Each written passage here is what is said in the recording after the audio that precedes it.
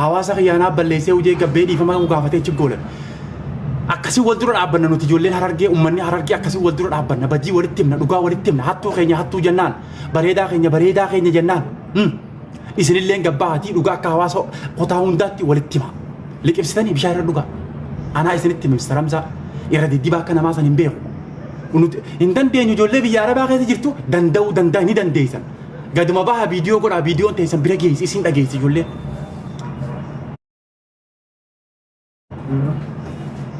galatooma haasawni dhedheeraan hin jiru namni dhugaa walitti himuu danda'uun dirqama haala wasaalan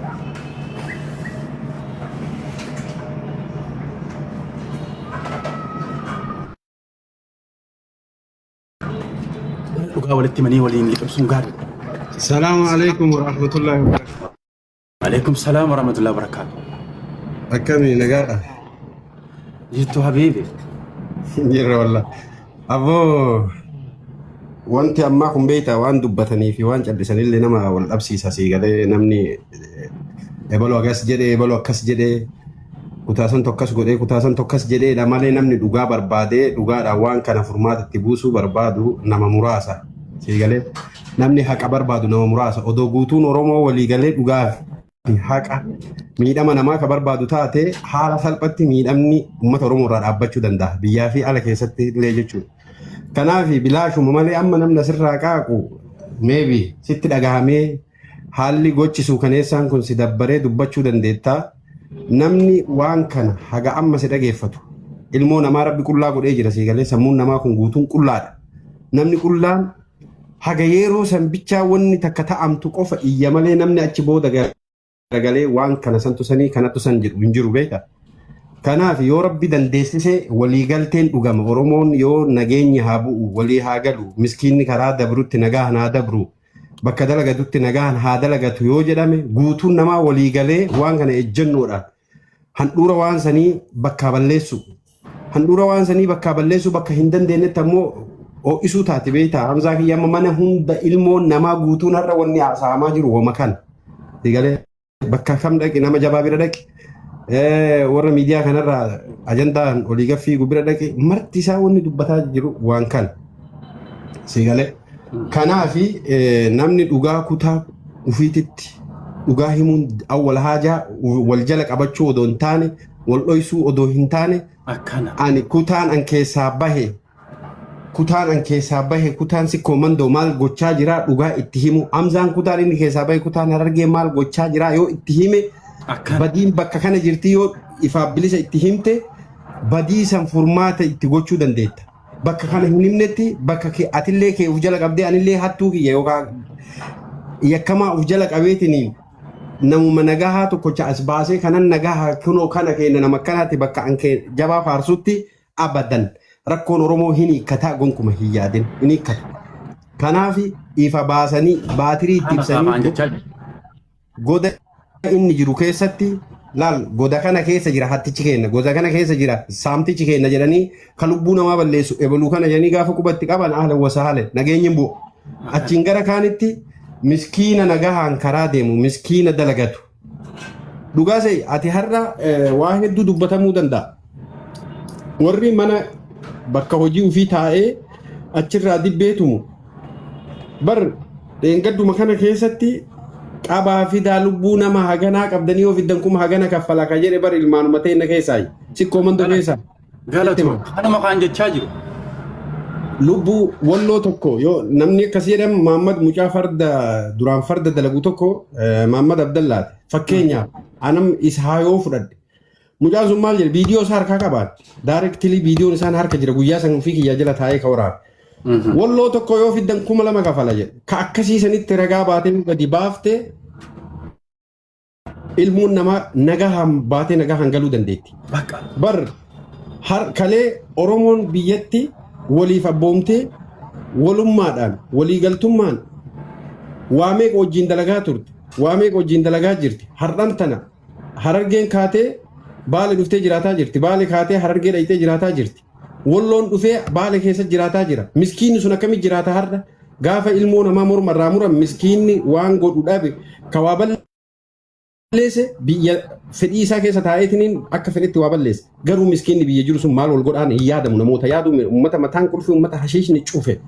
Uummata jimaa ofii dhugeetiin riskii ruuza isaa uffatee gadi baheetiin lubbuu namaatiin taphatuu fi miskiina lafa akaafatee jiraatu wanni ficcisiisamuu hin jiru sii galee dhugaa jirtu gadi baasanii hattuun hattuu akkanaatti kijibduun kijibduu kana jedhanii yoo irratti hin dubbatin nageenyi sumattuu hin bu'u keessaayyuu ammoo ajandaan mingizeem ajandaan gama Su'uudi Arabiyaa kanaan ka'u ajandaa lubbuu namaati obboleessoo ajandaa taphaatii miti bara anaadha Hamzaa hattuudha yoo jedhee si arrabse it is no problem kun rakkoo miti si arrabsuu danda'a arrabni sitti hin qabatu garuu ajandaan lubbuu namaatii irratti dhufu kuni lubbuu namaatiin taphatamu miskiinni biyyaa bahuu hin dhiisu rakkinni biyyaa isa baasuu hin dhiisu yoo karaa dabru hin qabaanne Oromoo akka Oromootti itti hirkatee bira ta'uu yoo hin dandeenye Oromoon dildila ta'uuf yoo hin dandeenye jireenyi ilmoo namaa maali jireenyi Oromummaa nu waliin himannu maali wanni nu walitti himannu Oromummaa nu walitti qabnu maalinni eessatti Oromummaa kanaaf namni dhugaa ifaaf bilisa baasanii warroota waan kana hojjetu adda dureedha warroota waan kana dalage adda duree yoo gadi baasan ahlan wa sahlan nageenyi bu'uu danda'a even ka biyyoota ka'anaa haa ta'u mataa kiyya biyya nagaa keessa taa'ee tiyyaa akka gaarii dalagataa bishaan qabbanaa dhugaa mana nagaa siree nagaa irra ciisaatiin yoo harka waan kana keessa kan qabaadhu taate tarkaanfiin irra fudhatamuu qaba ifaaf bilisatti kana kan jedhu galatoomi Hamzaa Hajii.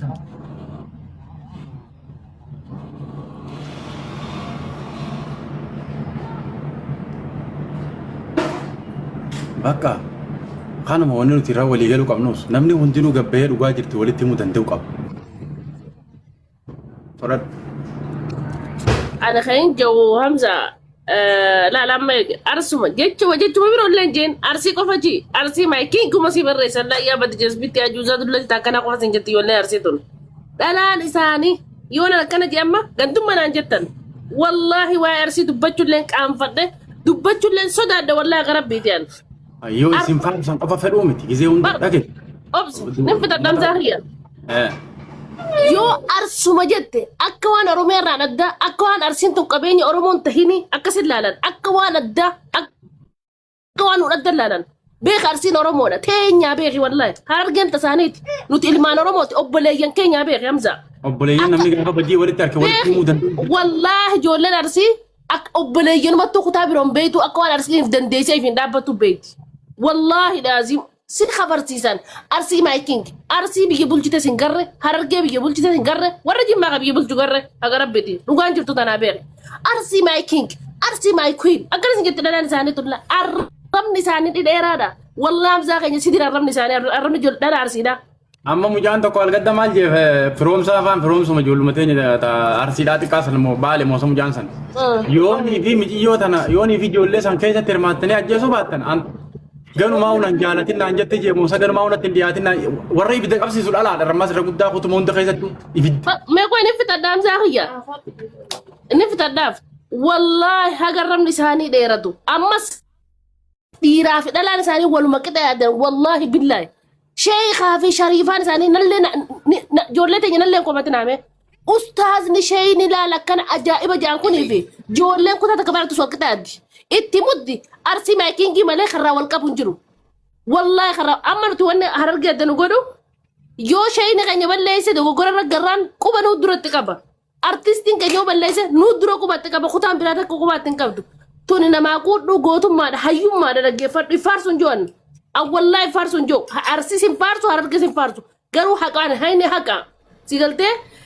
Wanni ijoollee arsii qaqqalaa jiru dogoggora walitti himuu dhabu badii walii muruu dhabu walii quudhuu dhabu if ol fuudhu faaruu gisatti faarsite laal akka ilmoo harma luututti si dhaggeeffatan faaruu ni jaalatanii araba su'uudii malee jettu jaaru akkatti jaalatan faaruu qiyaasa kana jaalachuun maal ilmi namaa kan nyaatee udaanu a'uuzu billaahi mina shayxaani rajiim bisin qiyaasiin jette Somaaleen wallahi laaziim nama akkana faaruu jaalatu yoo ati irra barga arsiin nu bulchu jira jetteen dhugaa keessani arsiin goota huma siin jantattaani nu bulchaa jira malee dubbatan obboleessa kiyya lakkii bu'aa biyyi bulchaa warra jimmaatti siin hin jaan haquma kanan fedhan arra ijoolleen arsii kana qalamu jirtu tana ajandaa miti wallaahi kun laalama dubbii kiyya naantuuti deebi beeku jeneraal dubbii kanaatti biyyaati jeneraal Tekkoon bishaan irra Bishaan dhugaa irra jechuudha. dhugaa fudhachuu dadhabee beeka. Fudhachuu dadhabee laal. Fudhachuu dadhabuu miti dhageeffadhu. Dhaala akkamii beektaa? Fudhachuu dadhabee.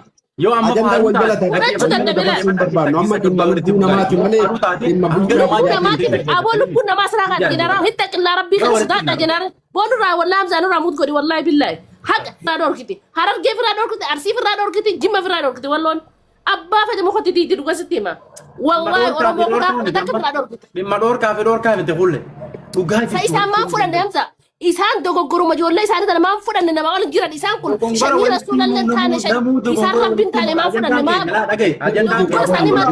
dhoorkaa fi jinnii miti dhugaa jirtu dubbiin achi miti yaar dubbiin bakka ammati ilaalaa jirtu akka deemsa adeemsa kee kanaa miti ila qooyin ibsaa fi hamza al takka naa kennin obsa naa obsitu dhageeffadhu nuti amma dhimma biyyaa biyyi bulchuu fi arsiin bulchuu keessa hin jiru nu dhimmi nuti jiru dhimma miskiinni karaa dabruu dhabe malee abbaan fedhe biyya bulchuu danda'a.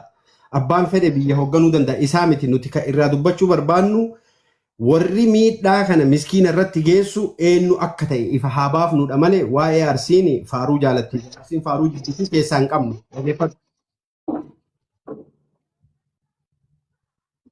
Hojjeteeti hudduu harree naqinee mucaa xiqqeessinee dhugaa itti himnee gabbee dhiifama gaafate gootummaan tana qixaaxallee birrii kafalee huccuu. Hamzaan artistii keenya gartee kan nuti jaalannu Oromoon jaalattu maraatus keenya ni jaalanna maraatuu isaati wajjin Khadiir martu Hamzaan hudduu dhiibateeti adabachiise hawaasatti kakaasee namni kan ija walaasoo dhiirti haasoo qabdi sii galtee a'uuzu billaa boo dhugaa walii muraa dhugarra walii kaa خير إن شاء الله. No كله نتي ألا أنا ما كمتاك يا أدم سمتاك يا دم كمتاك يا تتفق يفوي هي دبّت سيف أقله في يفوي هي أرسين فاروق جالت توكي سان كابون كنامتي وني نبربانو علمنا ما مسكيني والله نبافة تفرّا أو جودن ديتي يسود ديتي كنامتي كامبربال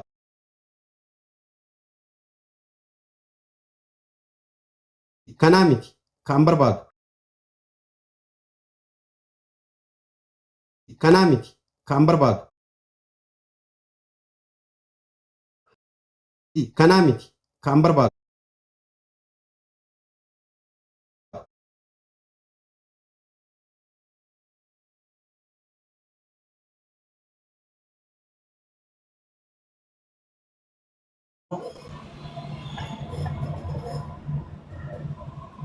silkii oowwutee naqa qabee oottaa taaptaap hin godhu namni taaptaap koppiliinki doo godhe namni intinan jedha. Kanaaf ila kuulleetii akkasitti na hubadhu dhageeffadhu. Kanaa ilmi namaa kamiyyuu miskiinni kutaa kamiitu nagaan bahee nagaan haa dabru karaa deemu nagaan haa deemu. Bishaan nagaa obaasanii haa geggeessanidha malee nuti eenyu faaruu jaalataa fi eenyu faaruun jaalatu keessaa hin qabaadheeti miti sii galee. Kanaaf mukatti cabsuun abbaa badii dalagee Hamzaa yoo dalage Hamzaan badii dalagee Hamzatti allaka. Manni uummata jaa'ibaatu walitti muran qaba. Walumatti muran wallaahi laazim.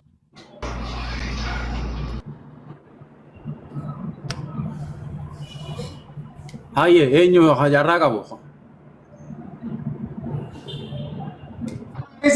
Ni jirta dubbadhu gaa. Aboo dhageeffadhaan dubbannaa walafaan deddeebisuu dhiisaadha. Nuti kutaa tokkos hin faarsan asirra dhugumarra tundoonee dubbannaa. Walii gallaa. Fakkeenyaaf baalageen kutaa hunda jirti. Arsiis ni jirti. Walloos Harargees bakkuma feetee haa jiraattu. Baalagee bobaa jala qabattanii baalagee keessan dho'isuuf baalarra cabsuuf hin yaa'ina. Baalagee gartanii as baasa hawaasa kanna. Ilmoon haadha hiyyeessaata haadharraa jijjiiruu biyyarraa baate haadha lagattee jijjiiramtu. Du'aan akkan saaxilamne barbaanna ammas keessatti kutaa kanarra jabaadha santuu sanirra jabaadha amma faaruu keessa hin jiru. Loogii isin hojjennu dhugorratti hundoonnee taasifne miidiyaa kana gubbarratti. Walii galla ijoolleen teenya ta'aarsii fakkeenyaaf wagguma kana keessatti nama meeqaa wal dhabde kutaa Harargeetii wal dhabde nagee buufne Jimmaa wajjin xiqqoo buute nagee buufne. Walii galla wallo wajjin taraa lama waliin buute nagee buufne inni taraa akka nagee buufne lammata waliin jechaan sanumaafuu ijoolleen teenya taarsiidha. Hawaasni keenya kaarsii hawaasa sikkoo mandoo jaalatamaa kabajamoo ijoollee hawaasa kana ilmaan haadha hiyyeessaa warra duulchaa jirtu tana as baatanii walirra baala cabsuu dhiiftanii hawaasaaf as kennatanii rakkoon tun hunda akka firamtu irratti hojjennu waliin taane waloon taane irratti hojjennu nuti isin faarsus faaruus hin barbaannu isinis hin faarsin walloos hin faarsin dhugaa hawaasaa dhugaa ijoollee tanaa dubbachaa haayaanu walii galla ijoollee tana ijoollee ilmaan haadhayyeessaa biyyoota arabaa kana keessatti ilmu miskiina karaa deemu qabanii ifi fakkeenyaaf yoo furanne hafarsoon dheengadda miidiyaa kana gubbaa taa'ee umma ijoollee wali buusaa ture arra feema sajeeti mataa kuka dhaabee profaayila godhatee tattaa jiran sigalee amma culullee achi taa'ee ijoollee tana jee dubbachaa ture gurgudduma silaanuti mata hawaasaati jennee eenyuuti waan kan hunda hojjechaa jira gabbaadha hayyuun keessan sheekiin qeensii waan kana dubbadda ijoollee tana yoo baddeeysan faamilii isaanii yoo beektan akka faamiliin si adab itti kannite hawaasa irraa qabdu nu godha tanumaan dabarfachuu alaamsa kiyya galatoomaadha yaada biraatiin deebi'a nama kan hayya falmataa fura Okay, galatooma ulfaadha obboleeyyan koo hangafoota koo laal akka yaada kiyyattiin akka nama dhuunfaa tokkotti jechuun akka nama xiqqaa tokkotti yaada tokko fannadha. Rakkoo deemaa jirtu kana namuutu numa agarraa furmaanni maali waan jiru. Akka nama tokkotti aan furmaanni ilaal uummataa fi mootummaa wal ta'anii furmaata fiduu danda'an. Fakkeenyaaf jechuun nama wallo je'ee lolee nama ajjeesee fi nama an arsiidhaan akkana je'ee lolee nama ajjeesee yoo warri uummanni keenya uummatni arsii arge mucaa sanuu ni ajjeesan. Warri wallootis akkasumatti yoo mucaa san arge mucaa sanuu ni ajjeesan le'annahu eenyuutu namaa loli je'ee isa wanta godhe. Jarri kun arsiisii miti walloosii miti ijoolleen ergama of danda'ee summii vaayirasii uummata kana keessatti naqamuudhaaf itti yaadamee bocamee as bahee galmaan ga'u jirti malee. Waa arsiif yookaan immoo walloof yookaan argeedhaaf waan ijaamu hin jiru. Dhukkubni kun gaafa namni gandummaa lalisu irraa cal jechuutu deemee sadarkaa kanarra nu geessise. Gaafa namni gandummaa lalisu namni akka wantatti balaaleffachaa ture kan namni hundinuu akka wanta kan agarratti ka'ee balaaleffatee namni komachaa ture amma fakkeenyaaf Hamzaa kana kunoo walii dhiyeenya wantallee hin qabnu numaan harka bakka namni. Ni hundinuu hanga jibbanii balaaleffachaa lakki gandummaan tun nun baaftu lakki wanni kun nun baaftu jechaa ture gaafa duraatis kophaa saafee ati ijoollee akkasiitii miti ati abaluu baafta faarsita ati wadalamaarree faarsu jaaniini deemee dubbiin kun irra dhufe waa'ee gandummaa gaafa namni lalisu laaftuun laalanii dhiisuuni sadarkaa kanarra nun geesse. Amma yoo dubbiin kun akkana laallee oola ergama wanni kun ergama ifabee yoonii fi yeroo hunda ijoollee arsiitutu yaa'ii kaasu jira. Ja'anii Oromoon tun hundi arsii akka jibbituuf irratti dalagamu jiraates nuti uumaan bee keessa iccitiin akkanaa kunis jiraachuu ni mala si galee. Xiinxaltoonni siyaasaatis waan kana keessa gizee qabanii isaan haasa'uun jalataa dhaggeeffadhaame. Kanaafuu arsiisii miti walloosii miti dhukkubni adeemu jiru ergama fudhatanii ijoolleen akka uummanni keenya zalaalama caalam waliin taaneef akkanatti hojjechaa jiranii furmaanni immoo haa qabsoonu akkamitti ni beektaa laalu waan mata qofa isinii meetiin isinirraa gabaabsa. Mucaa tokkootu miidiyuma kanarratti maqaa isaatiin dubbadhu nama saniitiin dubbadhu akka malee waan dhaloota kana jidduutti summii vaayirasii addaa naqu yeroo hunda dubbata namni maal godhee ni beektaa nam sadii biyya ta'aniituma mucaa kana yoo itti dubbanne foolora dila qaba namni numa kana kijibaa godhee nu arrabsa malee isatti hin dubbatan kanaafuu maal godhuu qabna jaanii ta'anii wal mari'ataniituma furmaata okay isa kana biratti jaalatamne haanoodhaa dheessu waa hundaa waan hojjuu eegas booda kaanee qaama seeraa jala oolchina yookaan immoo deebinee ummatuma kana onnee ummata keessaa osa baafna jaanii ta'anii mari'ataniiti maal godhan seete inni amanee summii inni silaa ummata keessa ganna qudeemu san jarri dhaqee harkaa facaase yeroo isaanii kannanii qabsaawan qabeenya isaanii kannanii qabsaawan sigalee aarsaa dila kana kafalaniiti hawaasa kana vaayirasiin guyyaa boru akkaaniif itti heddummaanneef dila kana qabsaawan namni sigaleemi nutillee yeroo teenya kanninee maallaqa keenya kanninee aarsaa kafallee summii tana dhaabsisuu ni dandeenya akka qooshaa keessaa rifeensa fuudhanitti ijoollee tana hawaasa keessaa fuudhuu ni dandeenya mootummaanis irratti dalagee hawaasni mootummaa wajjin wal qabatee ijoollee tana hawaasa kana keessaa adabachiisuu ni danda'amaa miti ni danda'amaan isiniin jaa namoota gurguddaa jira gaa kanarra yoon dubbadde seeraa miti galatooma ulfaadha nutummaan wal komachuu haa dhiifnume. Hamzaa ji carraa naa lattame. Furadhu. Tole obboleeyyan kiyya wanti amma deemaa jiru kuni amma akkanumaan maqaa durriyyeen gartee arsii fi wallo jettee walii buuftee ittiin badii daladdu kana osoo hin taane akka Oromootti salphina guddaadha kun nuuf. Biyya ulmaata gurguddoo qabnu, ulmaata gurguddoo qabnu, uummata hayyoota gurguddoo qabnu, uummata dubbatee walii galuu danda'u, uummata amantiin tokko, uummata aadaan tokko taane yoo rakkoon akka nama dhuunfatti jiraatte rakkoo sana hedduu laallee yoommoo wanti sun waan sadarkaa lubbuu sanillee nama ga'u taate akka gosatti wanti sun akka dhiigni namaan dhangala'an hedduu laallee gartee dogoggora yookaan immoo kasaaraa namatti galtisan akka Oromootti daanqooddannee lubbuu namaa oolchuun osoo danda'amu hanga gartee namni dhuunfaa bahee walitti dhaaddatee maalii jiru ga'uun kun Oromoodhaaf xiqqeenya. Angaruu kana ajaa'ibu biyya yakki gurguddoo nagara ga'u kun itti raawwatu san keessa ulmaawotaa fi beekaa fi jaarsoliin hin jirtu akka Oromootti namni hadoodee waan kana dubbatu. Ka yeroo biraa hoggaa waa kennaatii fi waa fudhatuudha gadi baanii hayyuu keenya jedhanii hogganatan qulfii makiinatii fi kana hoggaa namaa kennanii mootiveet nama godhu jaarsolii fi ulmaawota hedduuman arga miidiyaa kanarratti. Ka gaafa rakkoon akkanaa uumamtu gadi bahee hoggaa raawwate gartee ka badii qabus badiitti muree ka haqa qabus haqaan caaya agalchuu tokkichumallee dhabnaa of keessaa. Maaliif ibidda qabate irratti banziina naquu taati amma kaan ofitti aansanii yookaan arrabsanis furmaatan ta'u daranuu namni kun akka walitti madaa'u nama gooti.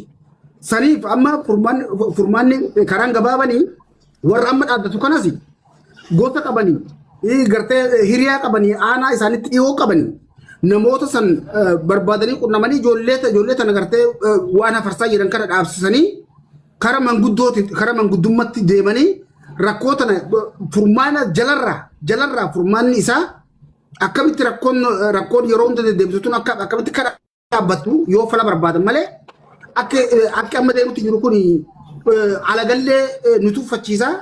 Nulleen immoo gartee akka wal tuffannu akka gartee daranuu wal arrabsuu fi wal xiqqeessuu nama gooti. Mee haa tasgabboomnee garanne waan jiru hunda laalla miira keessaa baane kaduu rabbitti haa araaramu kana booda duutii tun dhaabbatuu qabdi.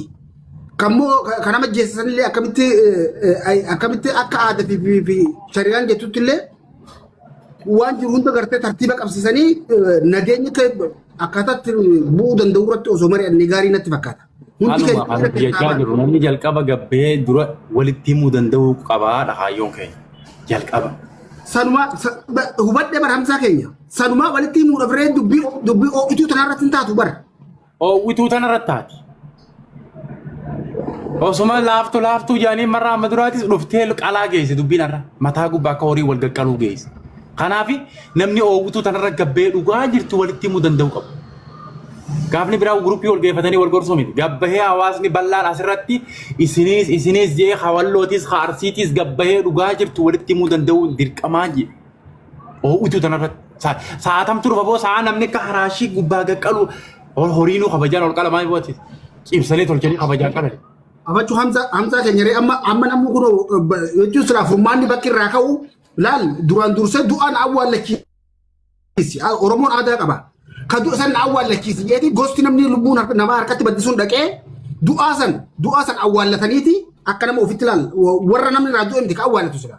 Ka ajjeesatu dhaqee du'aa san awwaallachiisi jee caaya tokko waliin ta'a. Amma seera diinotiin namu wal lallabatee namu daangaa qabatee guruppii ijaarratee walitti yaa'a. Akka dhugaa kamittuu as keessatti argamanii haadha beessi kana barbaadaa bara. Akkaataa kamiin mee nageenya walitti fiduu dandeenya. Aboo akkin jeeti. Lubbuun namaatu dhaabbachuufi miti. Ijoolleen tun waan kana dhaabuun deemtu. Namuu yoo bakka jiru gabbee. Ijoolleen tuni seera kamis sii bulu jirti. Jalqaba namni asirraa gabbeeti dhugaa jirti walitti hima. Yoonii fi gabbaatee ijoolleen tun akka waa balleessite dhuftee obboleessuma guddaa maatii namuma biyyaa jala dhokatte. Eessa barbaaddee seeratti murteessa. Eessa barbaaddee fiddeetu akkas goota. Yoo jalqaba guddaan aboo dhaabbadhaa isin badii jirtanii jee labsiin kanneen eessaa fiddee walitti guurte. Eessaa fiddee badiitti murta. Kana nuti jalqaba itti jiru namni akka biyyaat akka gosaat akka gandaa gabbee dur qaba dhaabbadhaa waliin jechuu danda'u qaba. Gabbee kaan akka oromummaatti gad dhaabbadhaa waliin jechuu qaba. Akka lama walitti dubbachuu danda'u qabna. Takka jalqaba ijoolleen harargee yoo badii daleeyte akkumaan barana haga ammaatti itti arrabfamaa jiru. Obboleessa kiyya Kadiir martuu guddaa dura dhaabbadhee aboo bakka intala dubaraa gudee daayattan nama walitti duulchisurra badii jirtaa dhaabbadhu jennaan gabbee dhugaatti himi. Hawaasa bal'aa kana keessaa namni dhugaa walitti himu maa dhabama xiqqaa guddaan gabbee sheekaa fi xiqqaa guddaan hawaasa walloo keessa hawaasa arsii keessa dhaabbadha hawaasa ijoollee baala gumma jirtanii namni waliin jechuu maa dadhaba. Boo dhugaa dirree teessu achi ilaaltee agarta. Gad dhaabbadhaa boo jalqaba namni manaa waliin jechuu danda'u qaba. Yoo an manaa maatii tiyyaan yoo an jalqaba manaa maatii tiyyaan manaan dhaabbadhu hin jenneen borus maatiin tiyya badiinuma fiddi seenii buliin jaani borus badiinuma fiddi seenii buliin jaan rakkoon mana jira. Hawaasni bal'aan gabbeedha. Badiirraa dhaabbadhaa sheekaa fi xiqqaa guddaa waliin jechuun danda'uun dirqama. Barri jaada kan keessi hubadhe bar Hamzaa keenya. Namni waan akkasii biyyi waan akkasitti gootu yoo biyya kan kee taate yoo gartee bakki jirtu daansi daangesiti. Amma namni kun hundi baqataadha biyya ambaa jira. Miskiina waan nyaatu dhabee ofiifuu rakkatee karatti bee. Ni dhaabbata laal qissa kana wanni an jalqaba jechaa ture laayifii kiyya jalqaba irraa yoo dhaggeeffate. Nuti ijoollee biyya arbaa keessa jirti. Maal godhuu dandeenya muudii akkasii qabachuun hafee jira. San dhaga'umaa hin barbaannu gurratti. Laal bakka jiru labsii labsuu danda'u qaba. Haa xiqqishoo an feemasii jee, haa xiqqishoo an nama waa beeku jee, haa xiqqishoo jabaadha jaan gabbahee akka Harargeet, akka Wallootti, akka Arsiitti labsii ijoolleen badi jirtan jechuu ni danda'u qaba. Dhimma ijoolleen biyya Arabaa keessa jirti maali ijoolleen saayibaa achi jiru bakka kana jira kottaa qabaa jechuu haa danda'u. Yoo guddaan labsii qabne achi ijoon wanne pointiin ati sii galuu qabu. Xiqqaa guddaan naannoo walitti dhiyaataniin akka bilbilaan wal beekaniin bookunoo mucaan keenya haalee badii balleessi as jira. Nuti murti guutoo barra gizee badiitti murru gizee ati waan namaa hatte jennee badiitti murru keenyaa obboleessa keenyaa ati yeroo dhugaa walitti maafa haa barcumarraa waliin haa dhugaarraa waliin maa wal sossobdan. Hadiir martuu guddaa gizeen dura dhaabbadhee booda gongora jirta obboleessa kiyya guddaa jee badiitti himu dhugaa walitti himuu danda'u qaba hawaasni bal'aan maa wal sossobdan. As jirti dubbiin ijoon ijaartiin nutti erge sadarkaan aan jeegaa hawaasni aan keessaa bee innaa dhugaa itti himuu dhugaa dubbachuu irratti laal arraas hawaasa sikkoo fi mandoo dogongora jirtan bakka kana ijoollee gabbaa itti himaa jechuun dirqama hawaasa walloo gabbaa ati ijoollee teessan dhugaa itti himaa jechuun dirqama yoo isaan jaamanii wallaalanii gabbaatee ati itti himta haa hirrii baattaan bakka lubbuu namaati adeeroo re'ee qalachaan jiru namni guyyaa iidaatiif. Arraan tara lubbuu ilma namaa tokko dura gabbaa jira. Ati daa'ima qabdu daa'ima keef jalatti ilmaami meerree gadee. Amma culullee hachii dhaqa ajjeesaa juusan arraan tara osoo intala saasan ajjeesuu dhiise duratti mucaa wayii qabee gudeete. Maaltu itti dhaga'ama? Jechi anjuu kunuu isa hagam takka surree keessatti isa suuqanneessa. Miti yoo inni paampartii irraa jijjiiru sana yoo namni addaan qabee dura gudeete. Hagam takka jechi kun sammuu isaa keessa deemaa namni maatii fi irraan bu'ee tilmaamuu dirqama. Dhugaadha sun. Hai, indan dani biyya Arabaa keessa jiranii muudii kana kan uummata wal fichiisaa jiru. Kaansil godhe kana biraa pointii namni hundi gabbahee dhugaa walitti himuu danda'u qaba. Hayye amma ijoollee walloo as keessaa ni qabna. Ijoollee wallootii fi amma jeneraalli jira ijoollee arsiidha bakka jechuun bakka buufnee yoo waan kana gartee namoota jiran nu dhiyeessillee yoo jennaan. Dhimma dhuunfaa jeneraalli walloo. Fakkeenya hin jeebara. Tokko jedhanii lama jedhanii mitiire yoo amma fakkeenya yoo akkasitti deemne. Amma inni gizee dura asitti ol seene akkasitti dhugaa walitti himuu qabnaa jee dubbate mataansaa. Hawaasni hundi akkasitti kana qabachuu danda'u qaba. Jalqaba maatiirraa manarraa biyyarraa gosarraa walitti himuu danda'uun dirqama dura. Aboo gurbaa dogongora jirta osoo laalanii arganii as jala gurbaa dahoo mana seenii gali hin jiru dhugaa jirtu boo badii qabda waliin muraa. Kanuma nuti keenya wanni nuti amanu. Abalu marraa tana kingummaa qaba.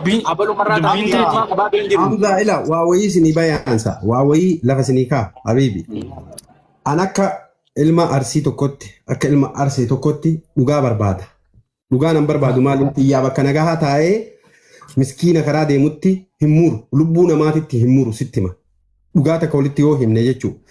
Faaruu ganda arsiin haa faarfamtu keessaan qabu. Sittima arsiin haa faarfamu arsiin waan hojjateen haa faarfamu malee. Gaarii hojjeteen gaarii kalee arsiin dabarse gaarii kalee laal leenjisoo diigaa irraa qabee haga nadhii gammada haga jawaaritti gad dhufutti akka waaqoo guutuu aliyyii cirri ila kunoo kunniin faarfamuu qaba. Tahardhaa tana haa faarsanii keessaan qabu. Saree bakka dhaabattetti akka saree obboleessa ofii ciniinaa deemtu. Saree akka sareetti obboleessa ofiitti muka eegee dhiibdu tanaan an arsii jechaa hin jiru. Wanni Oromoolleen beekuu qabdu hin jedhuunillee. Arsittuu arsiidha gaarii hojjette jedhee wanni isii faarsuufillee hin jiru wanni isii faanshadhuufillee hin jiru dhugaa walitti himnaa nan oolchitu nan bulchitu wanni isii nagoo ootullee hin jirtu wanni isii fiddullee hin jiru sodaa akkasii hin qabu laal dhugaa lafateettu gabbaanee dhugaa baafna dhugaa dubbanna anamma harargee arsii wallo waan jedhamu keessaa qabaataan jiran akka nama tokkotti wanni isinirraa hubachuu dandeettan. Nuti akkuma Oromootitti maqaan badaa jiru guutuu Oromooti. Oromoo kana wal godhaa jira jedha malee bar sabni birii harargee fi arsii walloo jimma jedhee namni addaan nu baasaa jiru hin jiru. Walitti qabamne akka Oromootti maqaan nu badaa jira. Akka Oromootti seenaan nu badaa jira. Seenaa badu kanarratti. Dabareen nu kennaaree wasaajii tokko si keessan teenyu maalisi mirga namaa kabajaaga. Aboo Hamza Galatoomi tokko aboo wanni inni haasa kun fudhatama qabu miti haasaa fudhatama qabu miti anki jiban jaaladhu. Mee fudhatama qabaachuu sangaatiin murteessu ati safaan kee walitti qabadhu. Dhageeffadhu Ahmad King Ahmad naamusa godhadhu awwal haajaa naamusaan deemuun dirqama. Wanni waa balleessee akkanaa kana laa. Nama akkanaa kana namni akkuma barbaadan dubbachuuf akkuma barbaadan hojjechuun Oromummaa siigalee namummaa namarraa fuuti. Namummaa ofirraa fuudhuu miti. Dhugaa baalagee eenyunni baalagummaa isaa itti himnee ana yoo ta'e natti maniitiin baalagummaa tiyyaan socho'uudha malee akka barbaadan dhaabatanii akka barbaadan hojjetanii gabbaanii uummata duratti xuruuf godhuun abadan hin danda'amu. Walitti himna. Gocha hojjetamaa ture eenyuun irraa akka ka'e mincii waan kanaa bakkamii akka ka'e uummanni Oromoo hunda beeka. Mincii isaa gadi baafneetiin walitti tanaattannee wal sirreessinee dhugaan akka Oromummaa teennasanii wal duuka deemna taatu dhugaa hundee irraa walitti kaafna. Hundee irraa walitti kaafnee baalagee kennanullee gadi yaafnee kutaa kam keessaayyuu baalagee gadi yaafneetiin dura dhaabachuun dirqama jedhaani Hamza ayyaanni kiyya kana faddal. Bibi galatoome. Kanuma yaanni babbareedaan laal namni dhugaa jirtu walitti himuu danda'u qaba. Ama fudhadhu. Galatooma hundi keessan ulfaadhaa. Kursii irraa walii kaan malatti dhugaa irraa waliin kaan jaanee dhugaa walitti himnoo ta'e jara keenya miidiyaan irratti hanga tokko warri wal beenna warri wal hin beennes ni jiru garuu fuula miidiyaan irratti nuti beekamtii akkasitti namni nu haa daawwatuuf yookaan beekamtii garagaraatiif gara miidiyaa kanaan dhufne nuti jara keenya durriyyama warra maqaa warra sikkoomantootti asirra yaa hunda dadhabne ka jiru waadii dawaasirii boo dhugaa jirtu walitti himna. Waadii dawaasirii fi kamis keessatti hidhachiifna jaanii Ameerikaa keessaa bakka garagaraati baasii galaa waan hunda qopheessanii duubaa poshi godhaa turan abboo dhaggeeffadhu jechuudha. Durri asirra yaatuun abbaan goota keenya jedhee faarsaa mataarra kaatee geema tapsisaa turaate isaanii miti har'a jabaa keenya sin goota keenya dhugaa nu baaftan jaanii kijibanii maallaqa miliyoona tokko walloon nu nyaatanii waan meeqa godhaan turan jiraan humti mataa sadiitti duubaan ta'anii jechuudha. Ni agarru sinni fakkaata jan qabnu moo walloo feemasan qabdu sagalee ishii nu ukkaamsina umaan gootu jettaniiti nurratti duuluu barbaadanii hin danda'amu kun tokko isa kana lammeessaa nama qalame maal jettan nama qalame isaan eenyutu fakkeenya ta'e eenyutu akka qalamu godhe eenyutu akka namni sun tarkaanfii dilli sun godhamu eenyutu akka godhe beektanii isaantu diraamaa qabee waan meeqa ilma walloodhaa as butaniiti miidiyaa irratti abbaan qala isaanii jechuu dura aansanii jechuu sigalee quba afaan na keessee na caliniin hin taatu jechuu ofiif diraamaa yeroo hunda namarratti dalagan. Kanaan hundi keessanii agartan yoo dhugaa dubbanne gama wallooti shurrubbee tokkichi qofti gahaadha jechuudha. Shurrubbee sa'aatii 24 guutuu ijoollee keenya dura dhaabbate abboo badii dhufte hunda aanan haa baatu jedhee hunda ijoollee keenya abbaan kokkee qaba shurrubbeedha jechuudha. Even mataa kiyya dabalate jechuudha. Dhugaa jirtu walitti himna nuyi wal qabachuus ni dandeenya wajjinis deemuu ni dandeenya takka ilma beeraatii fi eeshumaa wal beeraatii biyya kee. Obboleessa kiyya dogongoraa jirtu. Akka wallootti naasa. Obboleessa na dhageeffadhu hin dubbanna akka wallootiif ennee miti gandummaa miti an dhugaa jirtu sitima. Hundi keenya akka ilmaan beeraatiin akka eeshumanitti wal beenna obboleessitooniti wal qabachuu taananis ni dandeenya jechuudha. Namni gama sanii nurraa qabatu hin jiru. Ammataa kiyyaa asliitti himeera jechuudha. Dhimma kana aslii lakki ijoollee keessan kan nurraa qabadhaa jennaanu dhimma durriyya suutii keessan hangashiinu hin jedha jechuudha. Eenyutu akka isin himannu barbaadan Itoophiyaa daawwallaa biyyi isin himan namoo nama ofirraa dhorkuun dirqama jechuudha. Gaafa immoo ijoolleen keenya gabbee nama ofirraa dhorke gayyaatanii sheekaa keessi nurra duultanii jechuudha. Koof furmaatan qabu fudhataman qabu. Jaalattanii jibbitanii jechuudha. Nageenyi kan bu'u akka Oromoo hundatti bu'a malee akka walloo qofaatti hin bu'u obboleessoo. Nagaa feetanii nus nagaa feetanii nutis ni jirraachuuf wanti teenya garaan miskiina keenya qalamu teenya laalluuf hin jirtu. Walloon Amaaraa walloon akkasii walloon akkana. Amaara yoo taanes nuti naannoo Amaaraa keessa funyaan dhoonneetii wajjin jiraachaa jira malee gatteenyee sujuuda buuneetii miti dhugaa himna. Kana hundi keessan ni beektan. Xiyyeeffannoon keenya immoo ilma Oromoo irratti osoo hin taane Amaara irratti nuti yeroo hunda. Ilma Oromoo loluu kaayyoo hin qabnu jechuudha. Hanga ammaatti ijoollee re'ee jalaa wal qabaa jira malee namni meeshaa qabu takka gabbee ilma arsii tokko namni meeshaadhaan ajjeesan jiru jechuudha. Kijiba dhiisa. Ani mataa kiyya lola ammaa kana irratti hin hirmaanne jechuudha dhugaa walitti himna. Garuu hafarsoon eeggata guyyaa lama dura gabbaheeti qaba ilmaarsi asirra fida. Waan meeqa jechaa jirtan argaa jira nama 5,000 jabaattan jechuudha. Kanatti aansuudhaan abbaa yeroo jalqabaatiif kitaaba Jawaar Muhammadin gaabbuu bite Ahmad Cullee sana jechuudha ilmaan walloo irratti lola labsee jechuudha Jarman keessatti. Yoo dhugaa walitti himneen baana bar dhugaan immoo qallatti malee hin cittu jechuudha. Kana hunda fudhadhaati liqimsa hawaasi Oromoo hundi sin argaa jira sin taazabaa jira jechuudha. Akkas nuyi lubbuun isin jirraa jechuu barbaadeeti dubbiin keessan miira keessa nama gashaachuu of laala duriyyee keessan namarraa qabadda achi boodatti ilmaan walloo ofiif sinirraa dhaabbatti dhugaa santi man hanga osuma fitadda. Gaafii irraa qaba Hamzaa yoo na ayyamte.